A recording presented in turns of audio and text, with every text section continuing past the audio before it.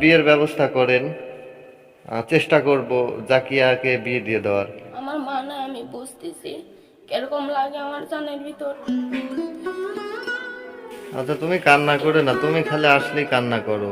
আর কান্না কেন করবে না? অল্প বয়সে মা মারা গেছে, বাবা দেখে না, কান্না করাটাই স্বাভাবিক। তো তোমার মা নাই তাই বলে কিন্তু তোমার কোনো অভাবও নাই। বের করে ফেলা না। হৃদয় আবেগ, হৃদয়ের কথা বলে।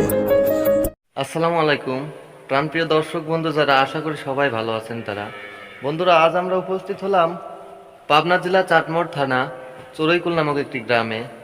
এই গ্রামে একজন আপু প্রতিবন্ধী ছিল, মারা গেছে প্রথম রমজানের প্রথম প্রহরেই মারা গেছে। তার এই প্রতিবন্ধিকতার কারণে আপনাদেরই ভালোবাসায় আমরা সেই রত্নাপুকে একটি ছোট্ট কুড়ে ঘর করে দিতে পেরেছিলাম আর কি। তো রত্নাপু মারা গেছে, তার দুইটা মেয়ে, একটা মেয়েকে তার বাবা নিয়ে গেছে জোর করে, আর এই মেয়েটা জাকিয়া বড় মেয়ে, উনি যায় নাই, বুঝতে পারে যে ওনার বাবা ভালো না। তার মায়ের শেষ স্মৃতি হচ্ছে এই ঘর, এই ঘরেই জাকিয়া থাকে। অনেকদিন আসি না, আজকে আমরা আসলাম। চলুন বন্ধুরা, জাকিয়া কেমন আছে, কোথায় আছে, আমরা একটু খোঁজ খবর নেওয়ার চেষ্টা করব। বাহ, অনেক সুন্দর পুঁটির মাছ। এই মাছ কই পেলেন? যে বেটা মারি আনছিল। আপনার ছেলে? আপনি তো বুঝলাম না, ছেলে বলতে আর এক পক্ষের ছেলে? ও আচ্ছা আচ্ছা। তো ওইটাই রান্না করতেছেন না? কোত্থেকে মারি আনছিল? ওই দিকে থেকে। কি তোমার নাম? জাকিয়া। তো কেমন আছো জাকিয়া? ভালো আছি আমি এখন। ভালো আছো না? হ্যাঁ, কেমন ভালো? অনেক অনেকই ভালো আছে। অনেকে ভালো আছো না? তোমার বোনের কি অবস্থা? আমার বোনের এখন কোনো অবস্থা ভালো জানি না তো। কি অবস্থায় আছে জানো না? না, আমি জানি না। কেন জানো না? খোঁজ দেয় না। আজকে তাও একটু ফোন দিছিল। কে ফোন দিছিল? আমার বাবা ফোন দিছিল আজকে। ও, দিয়ে কি বলে? বলে, কলাম বাড়িতে আসো, বেড়া যাও। আসবে না, কলো ছয় ছয় মাস পর আসবি, জালসা আছে এখানে, ওই জালসার ভিতরে আসি মার নামে টেকাতে যাবে। তোমার বাবা কিসের টাকা দেবে বলছে? মার কি জালসা হবে। মা না, আব্বা ফোন দিছিল, আব্বু সুদ করলাম আসবে না। আব্বু বললো না, আসবো না, কাল লেগে যাব, আমার কেউ থাকা লাগে না কোন। আমি বললাম আমি নাই। তাও বললো না, আমি যাবো না, দেরি আছে, জালসার ভিতরে যাবো নে, মার একটু কয়েকটা হলো টাকা দেবে। আমি বললাম তুমি দেয়ার লেগে আসবে নি তো? না, মিথ্যে কথা কইছে। আমি তো মিথ্যে কথা কই সব সময়। হ্যাঁ, আসবেনি, কত যে আসবেনি। তারপর এর আগেই তো বললাম, জিয়ারতের টাকা তোমার ছাগল বিক্রি করে দিছে তোমার বাপ, আর উনি টাকা দিবে। আমার নানি কই? আমার নানি কলে পিস্টল হয়েছে। যা ডেকে নিয়ে আসো তো, চালু চালু আসো। আন্টি কেমন আছেন? আল্লাহ রাখিছে বাবা, তোমারে দোয়া তোমার ভালো রাখছে না? ভালো রাখিছে। তো যে জাকিয়া বলতিছে ওর বাবা নাকি টাকা দিতে আসবে, এটা কতটুকু সত্য? কিটা কইছে বাবা টাকা দিবি? আমার বেটির বাঁচে থাকতে কিছু দেয় নাই, দেখে নাই, খায় নাই, করে নাই। ওরা মুখের কথা এখন আসে না, 4 মাস 5 মাস হইল এখানে আসেই না, দেখেই না, খোঁজই করে না। সিডনি গেল, সারাত গেল, খোঁজ করে না। ওটাই আমার মেয়ের টাকা লাগি যোগ করতেছে, ও তো মুখের কথা করছে। ওর মায়ের মৃত্যুর পরে কি একবার আসছিল? হ্যাঁ, একবার আসছিল। একবারই? একবার আসি বললো যে আমার টাকা দেওয়া লাগবে, 500 টাকা দেওয়া লাগবে। আমি বলছি যে কোন আমি টাকা দেবো, আমার কাছে টাকা আছে, যাকে কামাই করে, যে কামাই শিখেছে, কামাই দিবি, টাকা দিবি। ওই টাকা দিয়ে কি করতো? খেলা টেলে, জুয়া খেলে, খেলি টেলে আর কি করে না করে উত্তরে ওই জন্য নিয়ে নাই সেরকম তাপালিং। যাকে সাথে যা তাপালিং করলে আমার টাকা দিয়ে, আমার 500 টাকা দিয়ে। আমি বললাম যে আমি কোন দিন টাকা দিই, যাকে কোন দিন টাকা দিবি, যাকে আর কি টাকা কামাই করা মানুষ, যে কামাই করছে রাগ করি চলে গেছে। ও যে গেছে আর আসে না, খবরও নেয় না। আর জাকিয়ার লেখাপড়ার এখন কি খবর? লেখাপড়া স্কুলে যায়, আমি যেটুক পরে যেটুক পড়ে কেমন দেখি? পরে। সূরা ফাতিহা পারো? না, হয় না মুখস্থ। তুমি তো তাহলে মুসলমান ঘরের মেয়েই না। আমার ঝুড়ি কই পারিস না। সূরা ফাতিহা, আলহামদুলিল্লাহ। সূরা ফাতিহা, আলহামদুলিল্লাহ রাব্বিল আলামিন আর রহমানির রহিম মালিকি ইয়াউমিদ্দিন ইয়াকা নাবুদু ইয়াকা নাস্তাইন ইহদিনাস সিরাতাল লাযিনা আমতা আলাইহিম গায়রুল মাগদুবি আলাইহিম ওয়ালাদ-দাল্লিন। আমিন। তুমি তো অনেক উচ্চারণ এবং অক্ষর অনেক ভুল করেছো। তুমি তো এত টাকা পয়সা তোমার পিছনে খরচ করে কি লাভ হচ্ছে আমাদের, বলো? আমার কি কোনো স্বার্থ আছে? আমাদের কি কোনো স্বার্থ আছে? কারো কোনো স্বার্থ নাই। আমরা তোমাদের এতটুকু উপকার করলাম, এই যে ঘর করে দিলাম, তোমার লেখাপড়ার দায়িত্ব নিছে, আবার খাওয়া দাওয়ার ব্যবস্থা। কোনোদিন কি মা মরে যাওয়ার পরে না খায় আইসাও? না। তাহলে বোঝো তোমাদের জন্য আমরা কত কষ্ট করি, নিজে না খায় আইসে তোমাদের দুমুঠো আহারের ব্যবস্থা করে দেই।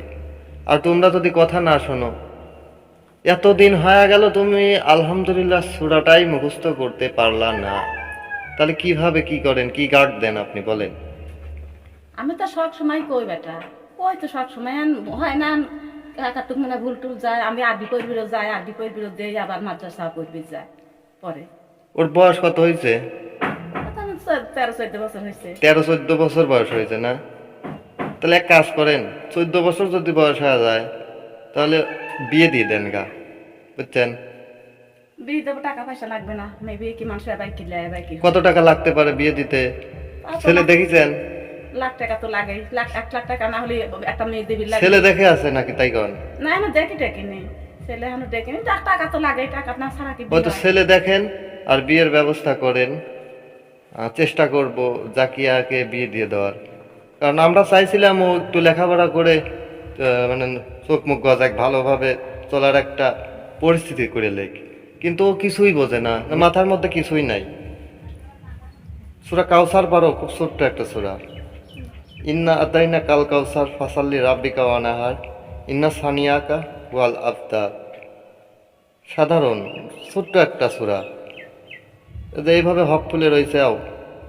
আরে জীবন, তোমার এই তুমি একটা এতিম মেয়ে, তোমার বাবা মা নাই, তুমি চলবে পর্দায়, আর তুমি কি পড়িছাও দেখি?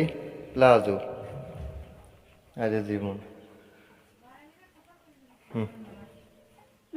তো আর কি করার আন্টি, আমরা আর বেশি দেরি করব না, বুঝছেন? অনেক দূর থেকে আসছি, মানে ঘামে একদমই শেষ।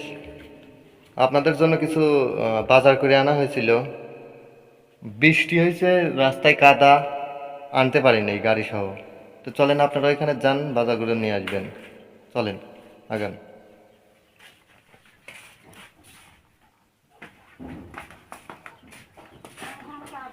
তো দেখেন কি আছে এর মধ্যে, বের করে ফেলেন। হ্যাঁ, আটা আছে 5 কেজি না? আটা 5 কেজি, ডাউল 1 কেজি, আলু আছে 3 কেজি, বুঝছেন? না 3 কেজি না, তো 2 কেজি। আর এদের চাউল আছে 25 কেজির 1 বস্তা চাউল, ঠিক আছে? মাথায় করে বয়ে নিয়ে দিছি ইনাদের, কিন্তু আজকে পারছি না, একটু শারীরিকভাবে অসুস্থ। আর এই দেখেন কত কাদা তুমি আছে, মানে গাড়ি এবিধে নেওয়াই যাবে না, খুব খারাপ অবস্থা। আল্লাহু তুমি জানলে জালালু, শেষ করা তো যায় না গিয়ে তোমার গুণগান। তুমি কাদের গাপ্পাম, তুমি জলিল জাপ্পাম, অসীম তুমি দেখো রহিম রহমান। যার মানাতেই বোঝে, আমার মানায় আমি বুঝতেছি, তার অন্য মানুষের মা আছে তারা তো আর বোঝে না, আমার মানায় আমি বুঝতেছি কিরকম লাগে আমার জানের ভিতর। আচ্ছা তুমি কান্না করে না, তুমি খালি আসলেই কান্না করো। আর কান্না কেন করবে না? অল্প বয়সে মা মারা গেছে, বাবা দেখে না, কান্না করাটাই স্বাভাবিক। তো তোমার মা নাই তাই বলে কিন্তু তোমার কোনো অভাবও নাই। তোমার কি কোনো অভাব আছে? না, তোমার এই যে খাইবে দেবে পারতেছ ঠিক মতো, লেখাপড়ার কি কোনো অসুবিধা আছে? না, কিন্তু তুমি গাফলেতি করো। গাফলেতি করলে চলবে না, মনোযোগী হতে হবে, একটা কিছু করে দেখাইতে হবে। তোমার মা নাই, তুমি এতিম, তুমি একটা ভালো কিছু করে দেখাও, দেখো সারা দেশে তোমার নাম হয়ে যাবে, বুঝছো? আজকে যতগুলো খাবার কিনে দিলাম আপনাদের, ঠিক আছে? আমেরিকা প্রবাসী একজন আঙ্কেল এবং একজন আন্টি, নাম প্রকাশ করতে ইচ্ছুক না, ঠিক আছে? ওনারাই আপনাদের জন্য পাঠিয়েছিলেন, তো ইনশাল্লাহ আমরা দিয়ে গেলাম। হ্যাঁ, আর আপনি কিন্তু অবশ্যই ওনাদের জন্য দোয়া করবেন, ওনাদের একটা মাত্র মেয়েটার জন্য দোয়া করবেন। যাকে তুমি দোয়া করবা, হ্যাঁ, কি বলে দোয়া করবা বলো তো? মন খুলে দোয়া করবো। মন খুলে দোয়া করবে, কিন্তু কি বলিয়ে মন খুলে দোয়া করবে? আল্লাহর কাছে কই তারা যেন ভালো থাকে, আরো সুস্থ থাকে, আরও মানসিক জানি গরিব মানসিক সাহায্য করি পারে, তারা যেন আল্লাহর কাছে সুস্থ থাকে, আমরাও থাকি জানি। আমিন আমিন আমিন। যতদূর পারছে বন্ধুরা চেষ্টা করছে। তো আন্টি, আমি আর বেশি দেরি করব না, আগে বলেছি। তো আমাদের বাড়ি যাইতে হবে। আজকের মতো আপনারা সবাই ভালো থাকেন, সুস্থ থাকেন। তো বন্ধুরা, আপনারা সবাই সুস্থ থাকবেন, ভালো থাকবেন। আমাদের ভিডিওর মধ্যে যদি কোনো ধরনের ভুল ত্রুটি হয়ে থাকে তাহলে অবশ্যই আমাদের ক্ষমা দৃষ্টিতে দেখবেন।